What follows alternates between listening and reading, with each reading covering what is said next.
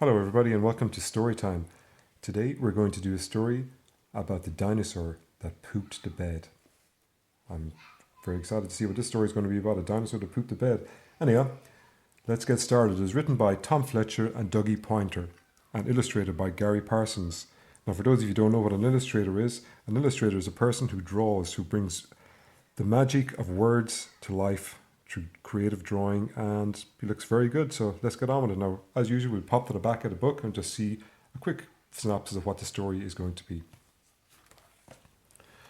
Danny and Dinosaur need to tidy the mess in their bedroom, but Dinosaur eats the mess instead, and soon he's so big that the friends are trapped. Luckily, with Dinosaur, nothing stays stuck for long. I wonder what that's going to happen. Okay, let's get started on the book, boys and girls. Here we go. The dinosaur that pooped the bed. Oh, and before we start, I've got my two friends with me today who are very, very interested in the story. This is Seti and his good friend Woof Woof. So they're really interested in the story about a dinosaur that pooped the bed. Okay, let's get started. Danny and Dino had nothing to do. So Danny said, "Why don't we watch some cartoons?" But then Danny's mum cast a shadow of gloom. "You can't watch TV till you've tidied your room." So as moms always do, you got to tidy your room before you got to watch some TV, and moms are usually right, guys.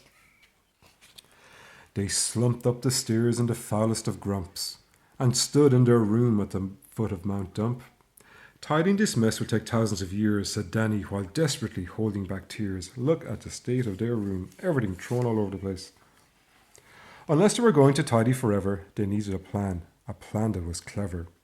And then an idea popped inside Danny's head. "Why clean up this mess? You can eat it instead." So Dinosaur opened his mouth like a bin. Dan scooped up the mess and he threw it all in.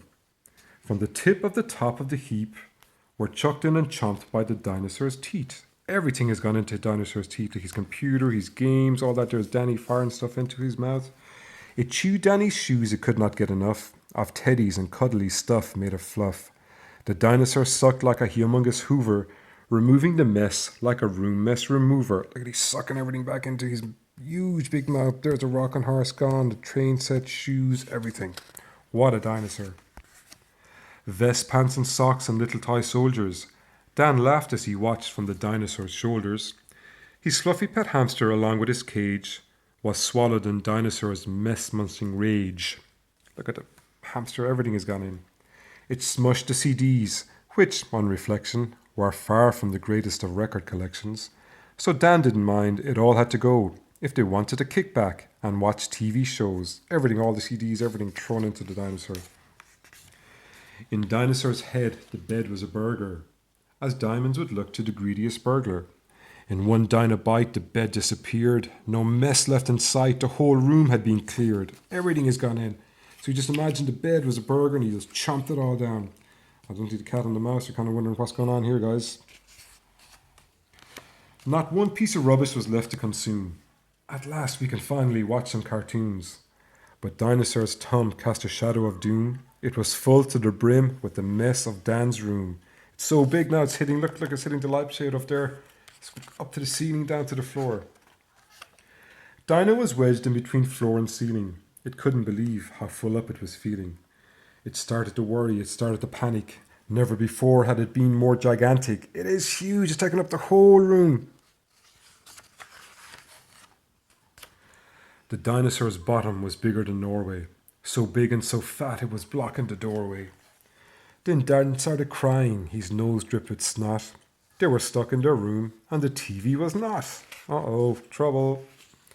With pillows and quilts in the dinosaur's gut, its brain didn't have full control of its butt.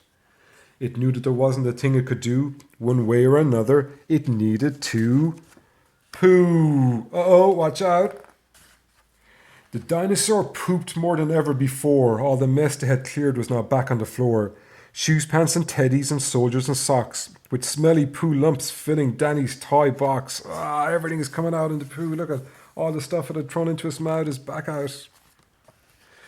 Then Danny saw Dinosaur's face turning red and knew the next thing to be pooped was his bed. It sprang from its bum with a bounce and a bump right back to its place at the base of Mount Dump. The bed, everything is out. Boat is out, computer is out, toys. Look at the cat surfing on a railway track. The dog is hit in the face by some poo. It's disgusting. Disgusting, but fun. Then Dino deflated. He went down, his tummy went down, and unblocked the door where Mum was standing, more cross than before. They looked at the mess all around where they stood and knew they'd been naughty. And naughty's not good. Look at their mom, and she's pretty cross.